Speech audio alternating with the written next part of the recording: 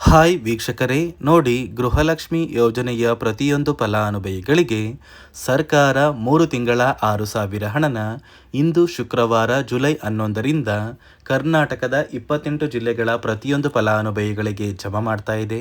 ನೋಡಿ ಸ್ನೇಹಿತರೆ, ಇಂದು ಶುಕ್ರವಾರ ಜುಲೈ 11 ಕರ್ನಾಟಕದ ಪ್ರತಿಯೊಂದು ಫಲಾನುಭವಿಗಳಿಗೆ 20ನೇ ಕಂತಿನ ಹಣ, 21ನೇ ಕಂತಿನ ಹಣ ಹಾಗೂ 22ನೇ ಕಂತಿನ ಹಣ, ಈ 3 ತಿಂಗಳ ಗೃಹಲಕ್ಷ್ಮಿ ಯೋಜನೆಯ 6,000 ಹಣನ ಸರ್ಕಾರ ಜಮಾ ಮಾಡ್ತಾ ಇದೆ.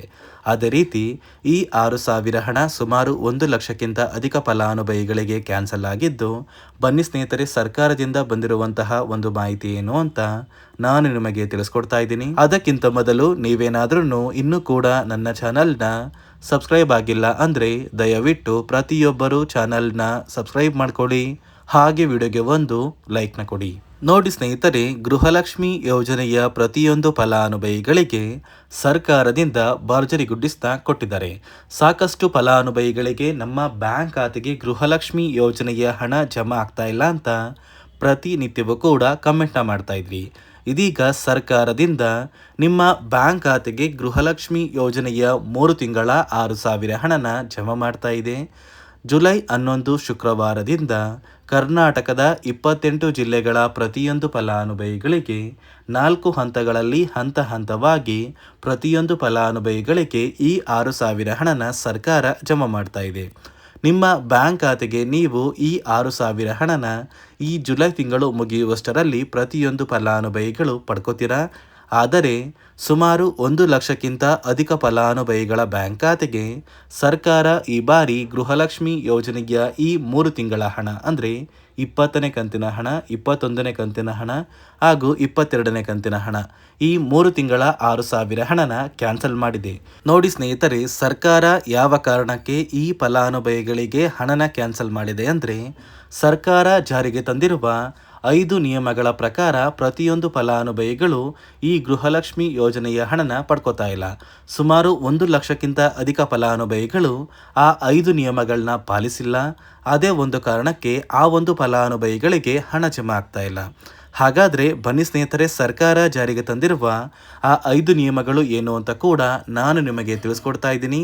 ಅದಕ್ಕಿಂತ ಮೊದಲು ಇಂದು ಶುಕ್ರವಾರ ಜುಲೈ 11ರಿಂದ ಕರ್ನಾಟಕದ ಯಾವ 28 ಜಿಲ್ಲೆಗಳ ಪ್ರತಿಯೊಂದು ಫಲಾನುಭವಿಗಳಿಗೆ ಸರ್ಕಾರ 4 ಹಂತಗಳಲ್ಲಿ 3 ತಿಂಗಳ 6,000 ಹಣನ ಜಮಾ ಮಾಡ್ತಾ ಇದೆ ಅಂದರೆ, ನೋಡಿ ಸ್ನೇಹಿತರೆ, ಮೊದಲ ಹಂತದಲ್ಲಿ ಬೆಳಗಾವಿ ವಿಭಾಗಕ್ಕೆ ಸರ್ಕಾರ ಹಣನ ಜಮಾ ಮಾಡ್ತಾ ಇದ್ದು, ಈ ಒಂದು ವಿಭಾಗದಲ್ಲಿ ಬರುವಂತಹ ಜಿಲ್ಲೆಗಳ ಹೆಸರು ಬಾಗಲಕೋಟೆ, ಬೆಳಗಾವಿ, ವಿಜಯಪುರ, ಧಾರವಾಡ, ಗದಗ, ಹಾವೇರಿ ಮತ್ತು ಉತ್ತರ ಕನ್ನಡ. ಈ ಜಿಲ್ಲೆಗಳ ಪ್ರತಿಯೊಂದು ಫಲಾನುಭವಿಗಳಿಗೆ ಮೊದಲ ಹಂತದಲ್ಲಿ 3 ತಿಂಗಳ 6,000 ಹಣ ಜಮಾ ಆಗ್ತಾ ಇದೆ.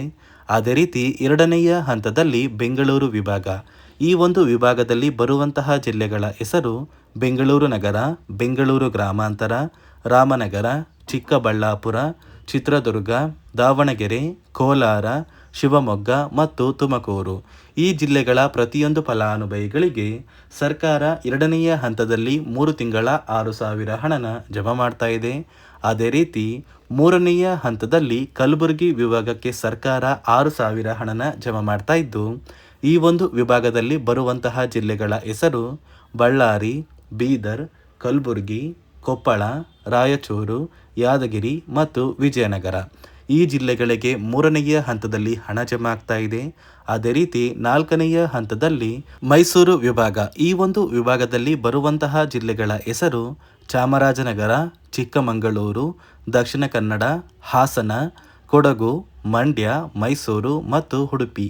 ಈ ಜಿಲ್ಲೆಗಳ ಪ್ರತಿಯೊಂದು ಫಲಾನುಭವಿಗಳಿಗೆ ಸರ್ಕಾರ 4ನೆಯ ಹಂತದಲ್ಲಿ 3 ತಿಂಗಳ 6,000 ಹಣನ ಜಮಾ ಮಾಡ್ತಾ ಇದ್ದು, ಪ್ರತಿಯೊಂದು ಫಲಾನುಭವಿಗಳು ಜುಲೈ ತಿಂಗಳು ಮುಗಿಯುವಷ್ಟರಲ್ಲಿ ನಿಮ್ಮ ಬ್ಯಾಂಕ್ ಖಾತೆಗೆ ಈ 3 ತಿಂಗಳ 6,000 ಹಣನ ಪಡ್ಕೋತೀರಾ. ನೋಡಿ ಸ್ನೇಹಿತರೆ, ಈ ಬಾರಿ ಸುಮಾರು 1 ಲಕ್ಷಕ್ಕಿಂತ ಅಧಿಕ ಫಲಾನುಭವಿಗಳ ಬ್ಯಾಂಕ್ ಖಾತೆಗೆ ಸರ್ಕಾರ ಗೃಹಲಕ್ಷ್ಮಿ ಯೋಜನೆಯ ಹಣನ ಜಮಾ ಮಾಡ್ತಾ ಇಲ್ಲ. ಕಾರಣ ಏನು ಅಂದರೆ, ನಿಮ್ಮ ಬ್ಯಾಂಕ್ ಖಾತೆಗೆ ಡೆಬಿಟ್ ಮೂಲಕ ಹಣ ಜಮಾ ಮಾಡುವಂತಹ ಸಂದರ್ಭದಲ್ಲಿ ಸರ್ಕಾರ ಸಾಕಷ್ಟು ಫಲಾನುಭವಿಗಳ ಒಂದು ಬ್ಯಾಂಕ್ ಖಾತೆಗೆ ಹಣ ಜಮಾ ಮಾಡೋದನ್ನು ಕ್ಯಾನ್ಸಲ್ ಮಾಡಿದೆ.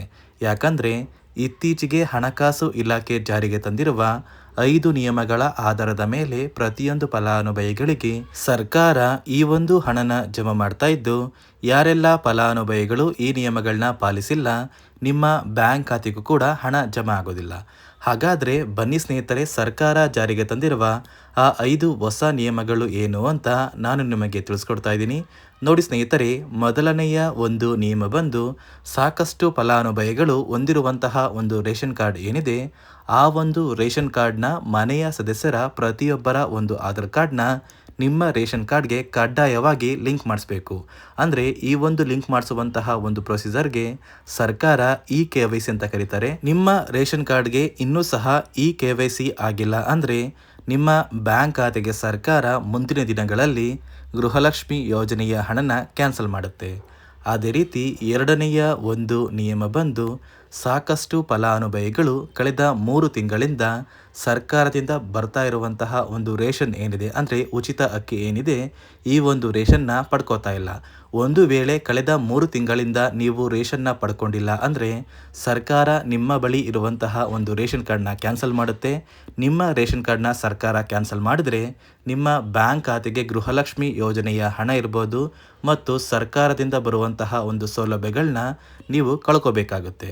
ಅದೇ ರೀತಿ ಮೂರನೆಯ ಒಂದು ನಿಯಮ ಬಂದು, ನೋಡಿ ಸ್ನೇಹಿತರೆ, ನಿಮ್ಮ ಬಳಿ ಇರುವಂತಹ ಒಂದು ಆಧಾರ್ ಕಾರ್ಡ್ ಏನಿದೆ, ಆ ಒಂದು ಆಧಾರ್ ಕಾರ್ಡ್ನ ಕಳೆದ 15 ವರ್ಷಗಳಲ್ಲಿ ನೀವು ಯಾವುದೇ ರೀತಿಯ ಒಂದು ತಿದ್ದುಪಡಿನ ಮಾಡಿಸಿಲ್ಲ ಅಂದರೆ ನಿಮ್ಮ ಬ್ಯಾಂಕ್ ಖಾತೆಗೆ ಸರ್ಕಾರ ಗೃಹಲಕ್ಷ್ಮಿ ಯೋಜನೆಯ ಹಣನ ಕ್ಯಾನ್ಸಲ್ ಮಾಡುತ್ತೆ. ಯಾಕಂದರೆ ಸರ್ಕಾರದಿಂದ ಬಂದಿರುವಂತಹ ಒಂದು ಆದೇಶದ ಪ್ರಕಾರ ಪ್ರತಿಯೊಂದು ಫಲಾನುಭವಿಗಳು ಕಳೆದ 15 ವರ್ಷಗಳಲ್ಲಿ ಯಾವುದೇ ರೀತಿಯ ಒಂದು ತಿದ್ದುಪಡಿನ ನಿಮ್ಮ ಆಧಾರ್ ಕಾರ್ಡ್ಗೆ ನೀವು ಮಾಡಿಸಿಲ್ಲ ಅಂದರೆ ಕಡ್ಡಾಯವಾಗಿ ಆದಷ್ಟು ಬೇಗ ನಿಮ್ಮ ಆಧಾರ್ ಕಾರ್ಡ್ಗೆ ತಿದ್ದುಪಡಿನ ಮಾಡಿಸಿ. ಅದೇ ರೀತಿ ನಾಲ್ಕನೆಯ ಒಂದು ನಿಯಮ ಬಂದು, ನಿಮ್ಮ ಕುಟುಂಬದ ಒಂದು ವಾರ್ಷಿಕ ಆದಾಯ 7 ಲಕ್ಷಕ್ಕಿಂತ ಕಡಿಮೆ ಇರಬೇಕು. ಒಂದು ವೇಳೆ ನಿಮ್ಮ ಕುಟುಂಬದ ವಾರ್ಷಿಕ ಆದಾಯ 7 ಲಕ್ಷಕ್ಕಿಂತ ಜಾಸ್ತಿ ಇದ್ದರೆ ನಿಮ್ಮ ಬ್ಯಾಂಕ್ ಖಾತೆಗೆ ಸರ್ಕಾರ ಗೃಹಲಕ್ಷ್ಮಿ ಯೋಜನೆಯ ಹಣನ ಕ್ಯಾನ್ಸಲ್ ಮಾಡುತ್ತೆ. ಅದೇ ರೀತಿ ಐದನೆಯ ಒಂದು ನಿಯಮ ಬಂದು, ನಿಮ್ಮ ಕುಟುಂಬದ ಸದಸ್ಯರು ಅಥವಾ ಗೃಹಲಕ್ಷ್ಮಿ ಯೋಜನೆಯ ಫಲಾನುಭವಿಗಳು ಯಾರು ಕೂಡ ಸರ್ಕಾರಿ ನೌಕರರಾಗಿ ಕಾರ್ಯನಿರ್ವಹಿಸ್ತಾ ಇರಬಾರ್ದು. ಒಂದು ವೇಳೆ ನಿಮ್ಮ ಕುಟುಂಬದಲ್ಲಿ ಯಾರೇ ಆಗಿದ್ರೂ ಸರ್ಕಾರಿ ನೌಕರರಾಗಿ ಕಾರ್ಯನಿರ್ವಹಿಸ್ತಾ ಇದ್ದರೆ ನಿಮ್ಮ ಬ್ಯಾಂಕ್ ಖಾತೆಗೆ ಗೃಹಲಕ್ಷ್ಮಿ ಯೋಜನೆಯ ಹಣ ಕ್ಯಾನ್ಸಲ್ ಆಗುತ್ತೆ. ಈ 5 ನಿಯಮಗಳ ಆಧಾರದ ಮೇಲೆ ಪ್ರತಿಯೊಂದು ಫಲಾನುಭವಿಗಳಿಗೆ ಸರ್ಕಾರ ಹಣ ಜಮಾ ಮಾಡ್ತಾ ಇದೆ. ಒಂದು ವೇಳೆ ನೀವು ಈ 5 ನಿಯಮಗಳನ್ನ ಪಾಲಿಸಿಲ್ಲ ಅಂದರೆ ನೀವು ಕೂಡ ಗೃಹಲಕ್ಷ್ಮಿ ಯೋಜನೆಯ ಹಣದಿಂದ ವಂಚಿತರಾಗಬೇಕಾಗುತ್ತೆ. ನೋಡಿ ಸ್ನೇಹಿತರೆ, ಇಂದು ಶುಕ್ರವಾರ ಜುಲೈ 11ರಿಂದ ಕರ್ನಾಟಕದ 28 ಜಿಲ್ಲೆಗಳ ಪ್ರತಿಯೊಂದು ಫಲಾನುಭವಿಗಳಿಗೆ ಸರ್ಕಾರ 3 ತಿಂಗಳ 6,000 ಹಣನ ಜಮಾ ಮಾಡ್ತಾ ಇದೆ. ಪ್ರತಿಯೊಂದು ಫಲಾನುಭವಿಗಳಿಗೆ ಯಾವುದೇ ರೀತಿಯ ಪೆಂಡಿಂಗ್ ಇರುವ ಹಣ ಬಾಕಿ ಇಲ್ಲ ಅಂದರೆ ಆದಷ್ಟು ಬೇಗ ಈ 6,000 ಹಣ ಜಮಾ ಆಗುತ್ತೆ ಅಂತ ಹೇಳ್ತಾ, ಇದಿಷ್ಟು ಸರ್ಕಾರದಿಂದ ಬಂದಿರುವಂತಹ ಒಂದು ಹೊಸ ಮಾಹಿತಿಯಾಗಿದೆ. ನಾನು ಕೊಟ್ಟಿರುವಂತಹ ಮಾಹಿತಿ ನಿಮಗೆ ಇಷ್ಟ ಆಗಿದ್ದಲ್ಲಿ ದಯವಿಟ್ಟು ಪ್ರತಿಯೊಬ್ಬರು ನನ್ನ ಚಾನಲ್ನ ಸಬ್ಸ್ಕ್ರೈಬ್ ಮಾಡ್ಕೊಳ್ಳಿ, ಹಾಗೆ ವಿಡಿಯೋಗೆ ಒಂದು ಲೈಕ್ನ ಕೊಡಿ.